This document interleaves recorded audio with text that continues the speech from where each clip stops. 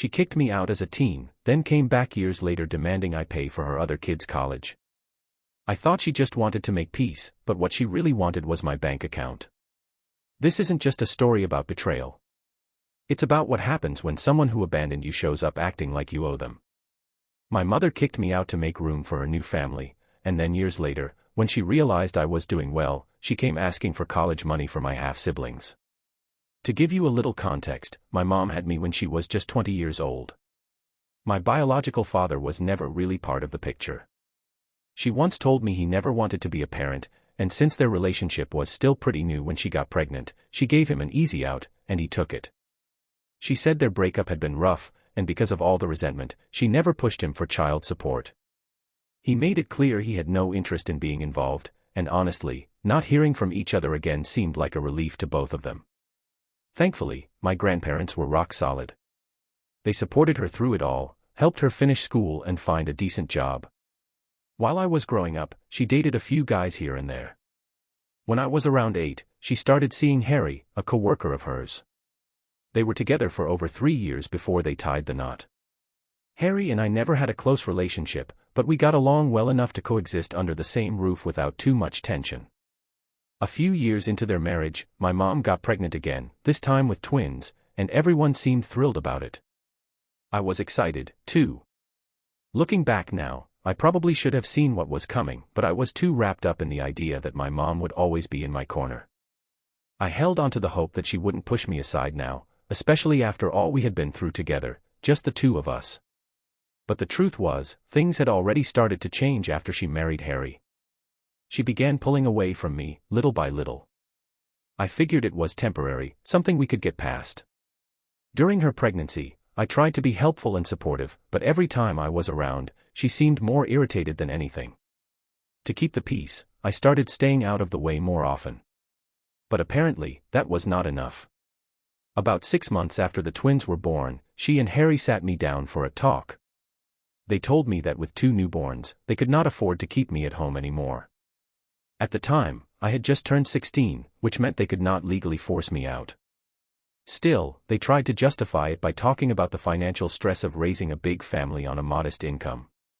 But we had always managed fine before, and honestly, with both of them working as web engineers, I could not see how it had suddenly become too hard to support 2 adults, 1 teen, and 2 babies. It was clear they just did not want me there. I was not ready to leave, not by a long shot. I tried to reason with them, suggested getting a part-time job to help cover expenses. But my mom shut that down fast. She said she needed to conserve resources for the kids who deserved it more. That word, deserved, really hit me. She did not say the twins needed more help, she said they were more worthy of staying than I was. That was all it took for me to realize I no longer had a place in that house. They knew I had enough self-respect not to hang around where I was clearly unwanted. They did not tell me where to go or help me figure anything out. They just pushed me toward the door and let me make the decision on my own. It was not a formal eviction, so they could say they never kicked me out, but that is exactly what it felt like. Backed into a corner, I packed up and walked straight to my grandparents' place. They were heartbroken by what my mom had done, but they still wanted to stay involved with the twins, so they kept the peace and did not cut her off. At 16, I realized I could not lean on my grandparents financially forever. They were getting older, so I picked up a part-time job. Whenever my mom and Harry brought the twins over to visit, I would sometimes cross paths with them. But they never really asked how I was doing. They kept things polite, distant, like I was a guest, not family. In fact, they looked happier without me around. It hurt to see how much calmer and more content my mother seemed without me around, but deep down, I accepted that there was nothing I could do to change it. From the time I was 16 until I left for college, I lived with my grandparents. My mom stayed distant the entire time. She was never involved in helping me prepare for college, so I had to lean on friends to get me moved into my dorm. My grandparents, much as they loved me, were not in good enough health to help. When it came to finances, my mother and Harry said they needed to save for the twins' future, so they refused to support me. That meant I had to take out student loans to cover tuition, and thankfully, one of my uncles agreed to co-sign, as long as I promised that he would never be on the hook for any of the payments. I worked all through college, not just to cover my loan, but to give myself a little breathing room financially. I wanted to stay ahead and build something for myself. Once college started, the already rare conversations between my mom and me stopped entirely. She was not even there for my graduation, only my grandparents showed up to cheer me on. My mom did not even send a message to say congratulations. After graduation, I got to work right away. I was determined not to burden my grandparents, so I lived on my own and supported myself. Those first few years were rough. My income was small, but I made it work. I covered the basics, rent, utilities, groceries, and still chipped away at my debt while trying to put something aside for the future. That time in my life really defined what it meant to live on a tight budget. But eventually, things started turning around. Over the years, I worked my way up in the company where I got my first job out of school. It took time, patience, and a lot of effort, especially considering I did it all without much help, but I made it. Now, at 33, I hold a senior management position at the same organization where I started. About 4 months ago, I received a major promotion. I did not want to make a big deal out of it, so only a handful of people even knew. My uncle, the one who had helped me with that loan back in college, was one of the few I told. I wanted to thank him personally for his support during such a crucial time. What I did not expect was that he would run into my mom and Harry at a family gathering. From what I heard, he encouraged her to reach out and congratulate me. I know he probably meant well, but that did not go the way he thought it would. She never contacted me. She did not call, text, or message me to say anything about the promotion. Instead, out of nowhere, my mother showed up at my house a few weeks ago. She brought Harry with her, and they insisted on speaking with me. Just to be clear, I had not had any contact with her since I started college. After graduation, I blocked her from everything and made a decision to move forward without her in my life. I stopped holding on to the hope that she might change or try to fix things. She never seemed affected by the distance. In fact, I doubt she even noticed it. The only people who stayed in touch were my grandparents, and they were careful never to bring her up, knowing how painful that subject was for me. I did not keep close ties with my uncle either, so I had no idea that my mom and Harry had been struggling financially for quite a while. It was not until they stood on my doorstep and told me how desperate things had become that I found out. Looking back, I guess I was holding on to some unrealistic hope, thinking maybe they had come to apologize. That was the only reason I even let them step inside my house. But instead of starting with a simple congratulations, they kicked things off by telling me how they had heard about my promotion from my uncle, and how shocked they were that someone my age had landed such a high-ranking position. What caught me off guard, though, was not their praise, it was the fact that they expected me to keep them in the loop at all. They seemed genuinely upset that I had cut them out of my life, and they acted like the only thing they had ever done wrong was focus on their new family. According to them, I was supposed to be mature enough back then to understand their change in priorities and not hold a grudge as a teenager. They even said I should have backed their decision instead of turning to my grandparents for help. I could not wrap my head around how they actually believed I should have supported them kicking me out. And instead of owning that, they tried to spin it, painting me as the villain for being upset that they chose to spend more time with their kids by pushing me out of the house. That was how they decided to reintroduce themselves into my life after all these years, by pretending I was the one at fault. They did not ask how I was. They did not listen to my side. All they wanted to talk about was how hard life had been lately. They shared how they had started their own business after I left, and unfortunately, it had failed, left them in a financial mess. Now, with the twins nearing college age, they were scrambling to come up with the money they needed. That was when it hit me. This whole visit had nothing to do with reconnecting. They needed help. They got to the point quickly. Tried to sugarcoat it, saying this would be a way for me to make things right by helping pay for the twins' education. But then they had the nerve to say they were hurt that I never reached out, even though I had done well for myself. The way they framed it, like they were doing me a favor by letting me foot the bill for 2 kids I had not spoken to in years, it was unbelievable. I shut that down immediately. I told them straight up that I would not be paying for anything and that it was offensive they even thought they could manipulate me into doing it. I reminded them how I had to grind my way through college, working non-stop to cover my own tuition, all because they chose to save their money for their real children, the ones they felt actually deserved help. And now, after all that, they wanted to act like I owed them something. I told them they had no right to expect anything from me, especially money. I never questioned their decision to put their kids first, I just removed myself from the picture. I walked away quietly. That should have been enough. I pointed out that now, the same savings they chose to protect back then could go toward those same college expenses they were so concerned about. And with that, I asked them to leave. I had nothing more to say. Letting them into my home was a mistake.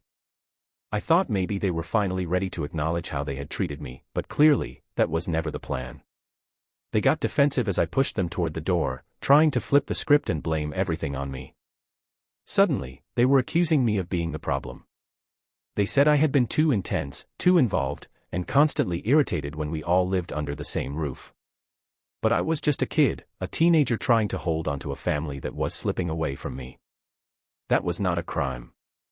Then came the final blow. They actually claimed that I was no better than them because I had refused to help them now. They tried to guilt me by saying I was forgetting all the years my mother had spent raising me on her own. According to them, this was my chance to repay her, and to be a good older brother to my sister, but instead, I was being cold, disrespectful, and ungrateful. Hearing that was almost laughable. I was a child when all that happened. What did they expect me to do, raise myself? Not to mention, it was not like they were doing me some favor by taking care of me. As soon as they thought I was old enough to survive on my own, they shoved me out of their lives like I was nothing. For nearly 2 decades, they acted like I did not exist. And now, somehow, they thought I owed them something. I was stunned they even had the nerve to ask. The argument got heated. Really personal. Things escalated to the point where I finally told them if they did not leave my property immediately, I would call the police. My mother tried one last time to remind me of all the sacrifices she had made, as a good mom, when I was younger. Before she walked out the door, she said I had let her down the one time she needed me, the one time she expected me to be understanding and let her put others first. She claimed that I was twisting the story, making her look like the villain when in fact, she was just trying to do the right thing. Ever since that day, I have not been able to stop thinking about it. I keep questioning myself, wondering if I have been too harsh, if maybe I expected too much from her. Or, if she is just manipulating the situation to suit herself. That is what pushed me to share my story on Reddit, to get a perspective from people who do not know me or her. So, am I the bad guy for refusing to pay for my half-sibling's college education just because my estranged mother and stepfather are now having money troubles? Edit, even though I know my uncle meant well, I still had to tell him that what he did crossed a line. His decision to reveal private information about me, especially giving out my contact details without asking, was way out of line, even if his intentions were good. He apologized over and over, swearing he had no idea about their financial issues or how my mom would react. He admitted that it was not his place to reconnect us and that if my mom and I were ever going to talk again, it should have happened on my terms, not his. That said, I am not angry enough to cut him out of my life. His heart was in the right place, and more importantly, he was the only person who stepped up when I needed someone to co-sign my student loans. Without his help, I might not have even made it to college. So I made sure he knew I appreciated everything he did, but I also made it clear that what happened this time was not okay. I think I handled it the best way I could. I stood my ground without being disrespectful. We are still on good terms, and I do not hold this against him. Honestly, I needed closure, and this gave me a version of it. I also talked to my grandparents about what happened. They fully supported my decision and agreed that I was right to feel the way I did. They said they would try to speak to my mom and get her to reconsider how she has been acting. I understand that they want to stay in contact with all their grandkids, including the twins, and that is why they still keep in touch with her. They get that things have been hard on her side of the family, but they also know that putting this burden on me is not fair, and they told me I should not have to carry that weight anymore. That is where my grandparents stand on the matter, and honestly, I think their view is completely fair. First update. It has been nearly 9 days since that awful conversation, and my mother has been relentlessly trying to reach me ever since, mostly through email. About every other day, she sends me some message trying to guilt me, throwing reminders about everything she did for me while raising me alone. But the way I see it, she did not do me a favor, she was legally obligated to take care of me. That is just what being a parent is. And even then, she only seemed interested in parenting when it was convenient for her. The moment I became even slightly inconvenient, she and Harry decided I had to go. They justified it by saying they needed to save for the twins' future. Well, the future is now. The twins are grown. And I firmly believe they should figure things out on their own, not rely on emotional manipulation to get me to fix their mistakes. I ignored her emails at first, but a few days ago, I decided to respond. I laid everything out, basically echoed the same points I made in this post. Of course, she did not take it well. She snapped back, calling me ungrateful all over again. I told her that name-calling would not change the truth and that, moving forward, I wanted no contact. I told her flat out that she had failed me as a mother. After that, I blocked her email. But she made a new one. Sent more messages. So, I blocked that one too, and I will keep blocking her until she understands that I am not here to entertain her guilt trips or her games. Truth be told, I am glad all of this is happening now. I feel like it is finally bringing everything to the surface, and with it, the closure I have needed for a long time. I let them into my home that day only because, deep down, part of me still believed they had changed. I hoped maybe they were there to congratulate me, maybe even to say sorry. But once we spoke, it became crystal clear, they are not capable of feeling guilt, remorse, or anything close to regret. After everything that happened, I am done. I no longer hope for reconciliation. I finally see them for who they are, selfish, manipulative, and only ever looking out for themselves. Second update. What happened earlier today was, without question, one of the strangest things my mother has ever done. She showed up at my job. Thankfully, I was not there.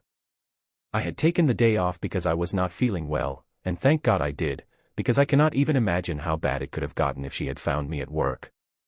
When the receptionist called me, she said my mother had shown up, demanding to see me and refusing to leave, even after being told I was not in the office. They put her on the phone with me, and I told her, calmly but firmly, that I was home and not available. Inside, I was nervous, unsure of what she might pull. So I warned her, if she did anything to disrupt my workplace, I would sue. I told her straight up that if she caused a scene, I would make sure she regretted it, and that she would not even be able to show her face at the twins' college without shame. I tried to sound serious enough to scare her, and I think it worked. She quickly backed down and said she would leave, but only if I agreed to meet with her in person. I told her she was in no position to be making demands, not now, not ever. I reminded her that she could not afford a lawsuit, and neither could Harry. Then I let her know that my employer would not hesitate to take legal action if she escalated things, and they would not be anywhere near as forgiving as I had been. Her best move, I told her, would be to leave quietly and never come back. I have not received any more calls or messages about it since, so I am guessing she left the building once she handed the phone back to the front desk. Still, that was way too close for comfort. I cannot afford for anything like that to happen again. I have officially decided to speak with a lawyer to see what steps I can take to protect myself. My mother has not made any direct threats, so I am not entirely sure if that alone is enough for a restraining order, but I still want to understand my legal options. I can only hope this last encounter was disturbing enough for her to back off, at least for a while. That said, I am starting to believe we do have enough grounds now. When she showed up at my workplace last week, I was able to convince her to leave before things got out of hand. But after what happened this week, I genuinely believe a restraining order is the best, and maybe the only, solution. Just a few days ago, I came home from work and found her waiting right outside my front door. I immediately told her I did not want any sort of confrontation and warned that I would call the police if she did not leave. But before I could even take my phone out, she rushed at me. She shoved me hard, so hard that I hit the ground and my phone went flying out of my hand. Then she started yelling, swearing at me, blaming me for everything that had gone wrong in her life. She tried to attack me, and for a moment, I was frozen, shocked by how completely unhinged she had become. Fortunately, I stay in shape, and I am significantly younger than she is, so I was able to get control of the situation pretty quickly. All the noise must have caught my neighbors' attention, because within moments, a few of them came over, stepped in, and helped restrain her until the police showed up. When the officers finally arrived, I did not hesitate, I pressed charges. Right now, she is facing serious consequences. I have also moved forward with my lawyer and requested a restraining order, which we should have in place soon. From what I have heard, Harry has taken the twins and moved in with his parents. It is not clear whether he plans to return anytime soon. Apparently, after all of this, he confronted her about her behavior. She lashed out at him too, which just confirms how far she has spiraled. I honestly think she just cannot accept the fact that I have made something of my life without her. But whatever is going on in her world, that is her problem now, not mine. I do not feel guilty, and I do not owe her sympathy.